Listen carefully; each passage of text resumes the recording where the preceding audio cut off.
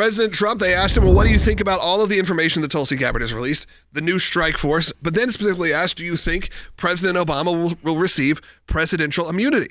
Which we said, of course, we think he will. Why? Because that's what the case that we argued about and that the Trump administration won, that was the decision. And it affects not just President Trump. And again, it's why you always got to think ahead. I'm not saying, by the way, it's wrong. I think it was the right decision. You always got to think ahead because it's not just going to affect you. It's not going to just affect your side of the political aisle. It's going to affect both. So let's hear from President Trump. This is on Tarmac.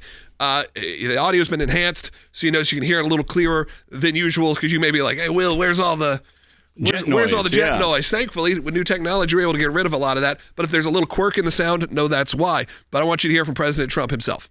How do you think that the Supreme Court's ruling that benefited you on presidential immunity would apply to former President Barack Obama and what you're accusing him of doing? It probably helped him a lot. The immunity ruling. But it doesn't help the people around him at all.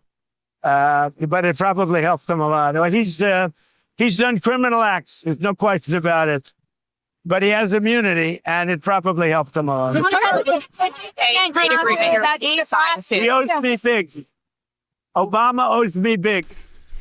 And that's what I think. When you actually hear it coming from President Trump, he knows what's going to happen. A lot of you have asked, will anything happen to President Obama? And we have said pretty clearly that it would be pretty hard to get to President Obama. Now, it doesn't mean everyone around him has that same immunity. President Trump should have presidential immunity. That case was successful for President Trump.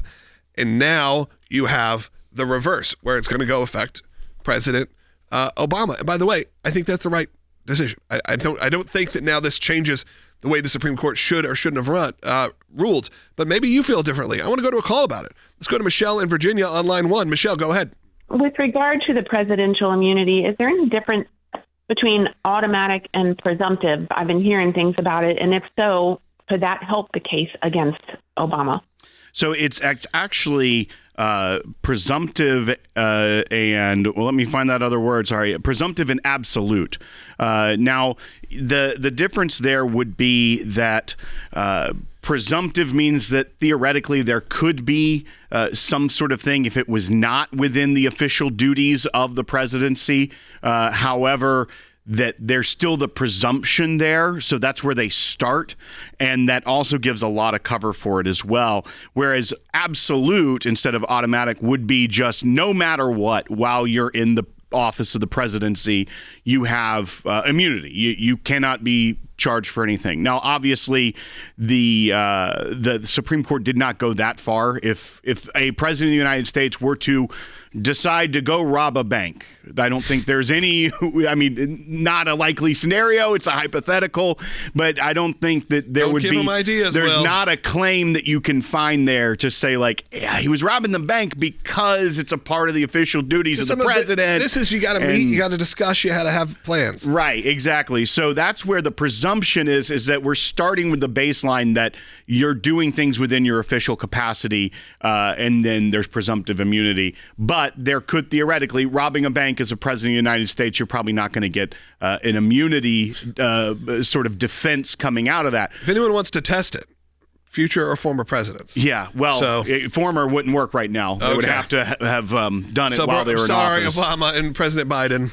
But regardless of what that Hunter interview was, you can't go rob a bank right now. To that point, Michelle, though, where it does get interesting, and what I'm seeing a lot of comments here saying is that what the Supreme Court ruled was that it was official acts you cannot be prosecuted for. I mean, you even think of some of the extrajudicial killings that President Obama did with drone strikes on American citizens that weren't even thought to be terrorists. That's a thing that happened. That does seem to violate the law and the Constitution, but that is something that he would be covered under because of national security, using the military. Those are things that are official acts, even if the act itself may seem like it violates the law. That's where it went in favor of President Trump. They were trying to get him on things like calling the different states, sending the electors, trying to get an alternate slate of electors, things that were viewed as trying to subvert the law of the country, and they were trying to go after him for all that. And as we've said, if you set an example, that is how things are going to roll. Look, it's not unlike impeachment. We said if you start making impeachment willy-nilly, you start making it flippant, then it's going to start happening again. It's going to happen on the other side. And look, how many times have we already seen a threaten or a file for impeachment? We've seen it now with President Trump, but also we saw it with President Biden. How many times? Right. Over and over and over. And of course, it doesn't materialize because now you've just made it a part of this political lexicon that means nothing. Well, and I mean, I almost expect a member of the Democrat caucus in the House now to come forward and be like, we're going to impeach President Trump. Why? He said Obama owes me big. That's clearly got to be corruption. Why? Because some sort of blackmail scheme that he's trying to perpetrate on a former president. So he owes me big. Impeachment. Straight to impeachment. And why is it? It's because people don't know my name, and I need people to know my name. Yeah, typically, that's the one. I need people to know my name so that not only can I win re-election, but then, like, if I don't, I can get a job somewhere. Right. Because they're like, hey. He's the guy who tried to impeach him. He's the guy who tried to impeach him. Good for him. All right. Let's go ahead and take another call. Martin's got a good look on this. Martin, go ahead. North Carolina.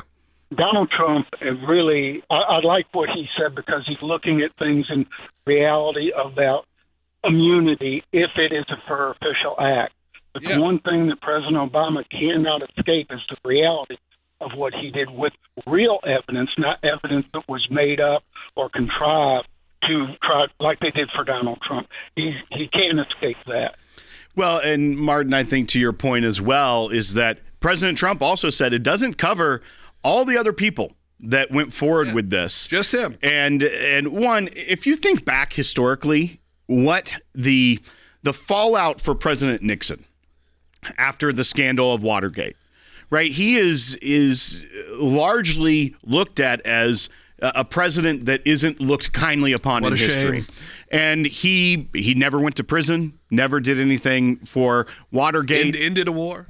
Right. I mean, he had great things in his legacy. If Watergate happened now, it would be a blip on the radar. They would laugh it off. I mean, because we're also looking at something that was much worse than Watergate, literally trying to subvert the incoming president with manufactured evidence. And so if history serves us well, what should happen is that with all this coming out, President Obama's legacy should be just completely eviscerated. And everything that people look to him for should be gone. And hopefully that there will be prosecutions of those people around him if they are found to be guilty of crimes that are being alleged here. But I do think that I like seeing President Trump saying basically what we've been saying all week is that, hey, we have to be realistic here. We're armed in reality. We're going to tell you the truth about what happened, but that doesn't mean he's going to prison for it. And I think that he is very clear-eyed about it.